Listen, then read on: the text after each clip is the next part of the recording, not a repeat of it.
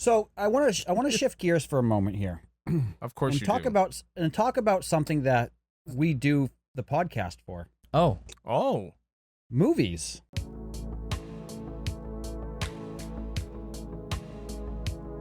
Ah. Yes, good, because I have so many other things about that too. So I was thinking about this. Been watching a few. I've been going back and watching a few. Like I watched Predators. I started watching that. Predators? Predators, where they go to the. Oh, that's Adrian Brody. They go to the planet. Yeah. I started. Lawrence Fishburne. No. Yes. Lawrence Fishburne, Adrian Brody, Predators. I don't remember Lawrence Fishburne in that movie. I know what's his name from that '70s show, or Brock from Spider-Man is in it. Topher Grace. Topher Grace, yes. Sure. I don't remember unless he's in it later on, and I haven't seen him again yet. But I don't remember him fun being fact about Topher Grace: he's the only one that Ashton Kutcher didn't punk. Dude, right off the bat, Adrian Brody, Lawrence Fishburne, Topher Grace. Those are the three top stars of this movie. I'm an hour into the movie, and Lawrence Fishburne has not shown up yet. That's interesting. He plays a character named Ronald Noland, which is basically the same exact letters in the first and the last name, except as an R. So there is a character, which if I remember correctly, that has been there from before, and he is hiding out in an old plane or an old bunker or something like that. So I think that is the Lawrence. I think that's his character. Yeah. I'm not Danny there yet. Trejo. I'm not there yet. Yeah, he just died. Danny Trejo just died?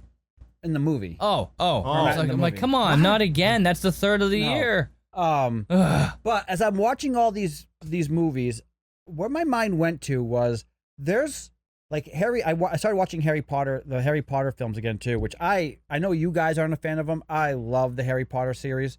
But what I got to is even like thinking about Breaking Bad and how they did Better Call Saul, or Harry Potter, how they did The Fantastic Beasts. You know, all Friends did a TV show called Joey after the fact. I started thinking about spin-offs and about how horrible most of them are.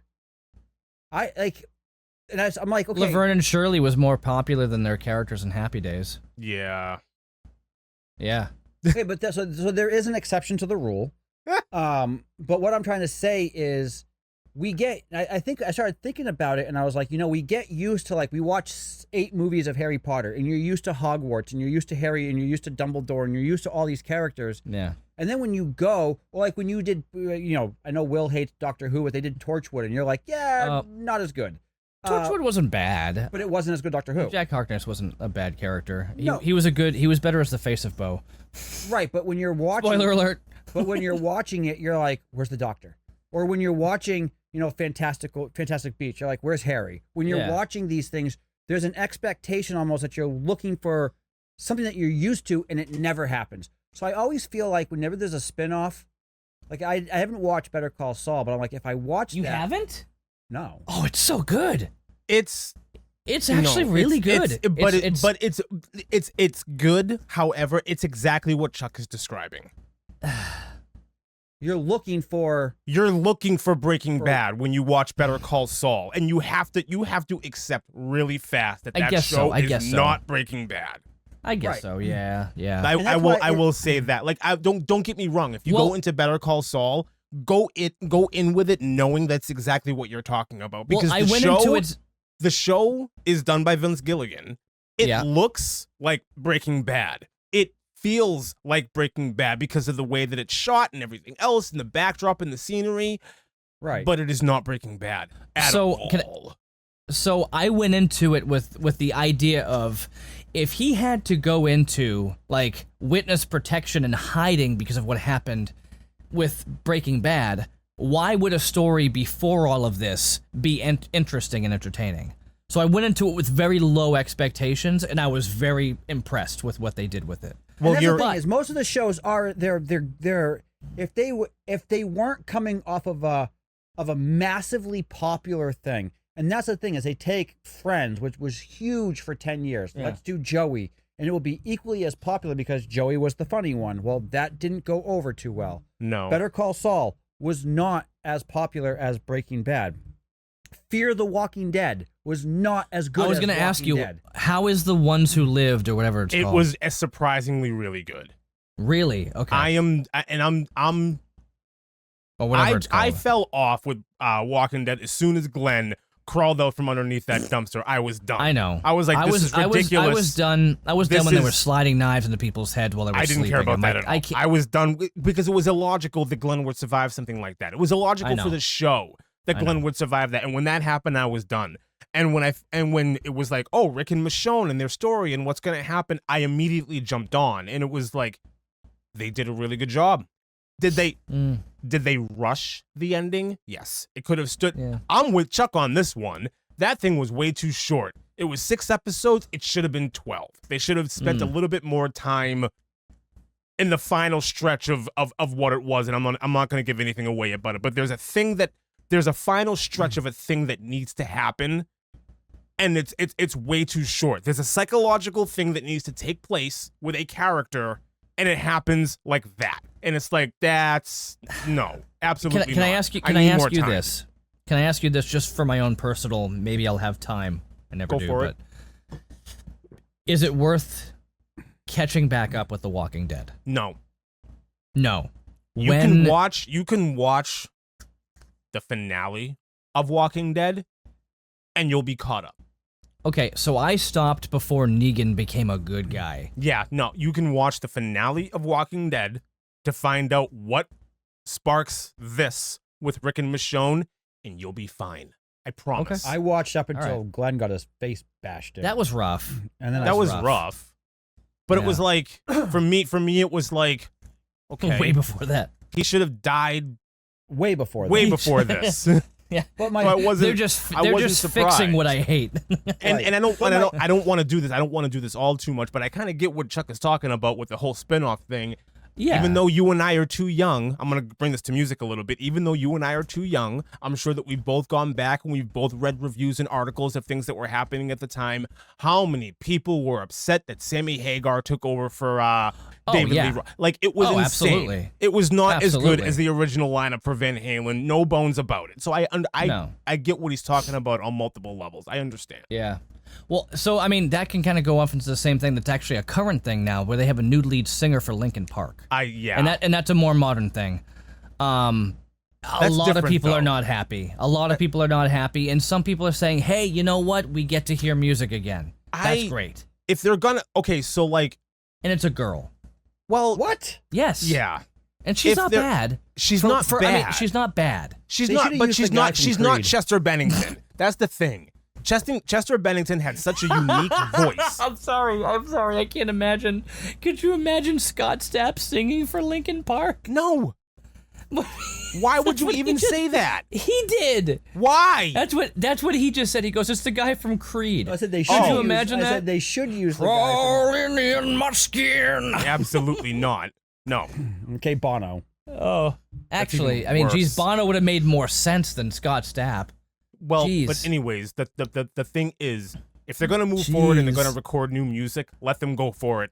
Go for it. I mean, new stuff. Mike Shinoda has as much right to do anything with the name Linkin Park as anybody else in that group. If he wants to go ahead and he wants to make that, go for it. I have no problem. Same way that I had no problem with Jerry Cantrell hired William what's-his-name to be the new lead singer for Alice in Chains. But they made new music. It wasn't like William was on stage with them singing, dirt from cover to cover every night. Right. That didn't happen. It wasn't like Adam Lambert with Queen. I'm sorry, but Adam Lambert is horrible in every single everything. Yeah. It's so bad.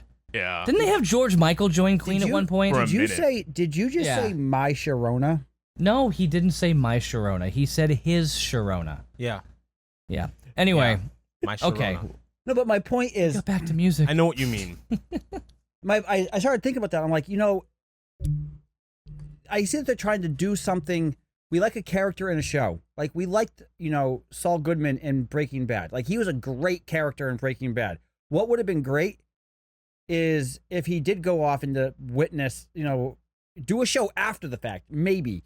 But it almost is like when they did Boba Fett, you're like, all the mystery went, like, it goes away, and it leaves no more room for the imagination, or someone does it and it doesn't add up to what your expectations are, because the first show that you watch, whether it be Star Wars or Breaking Bad or Harry Potter, there is such a high level now that is the bar that is set that the spin-offs will never add up to. Well, you know what's really annoying is The Mandalorian season 1 and 2 were really good. And those were spin-offs of Star Wars. Just like, you've got Rogue One, amazing spin-off from Star Wars. And then when Marvel was first doing their shows, we're like, these are actually really good. I know I'm not holding on to hope that they're going to get better, okay? I know that they're trying to fix things and take people out and this and that. But I'm saying, like, in the beginning, it was like, wow, they're doing these spin-offs and they're fantastic. The difference is, though, is when they did the spin-off with Rogue One or with Mandalorian, they introduced new characters with new storyline. They're not taking a character that was in the show and then saying, we're gonna replant you into something over here and then make a new show out of this, hoping that what you brought to this show, like Saul Goodman is the one who made that show so good. No. So you took a character out of it, and then is it a good show? Yeah. Is it Breaking Bad, though? I'm guessing no. No. It's good, though. It's extremely entertaining. And I kind of want to start over and revisit. I definitely want to do. I definitely want to do that. I definitely want to go back and... I mean, the only thing I really remember is, like, there was a couple and they seemed on the level, but they were, like, hiding money or something. They were embezzling money. And then there was a dude who made a toilet for his son. Whoa, what a big boy you are. That's about all I remember from the show. So, well, no, sorry. Chuck, his brother. What's his name? What's his name? McKinley? Michael McKean. Yeah, McKean. Oh, yes. Michael McKean from That Spinal is the Tap. reason. That is the reason why that show is good.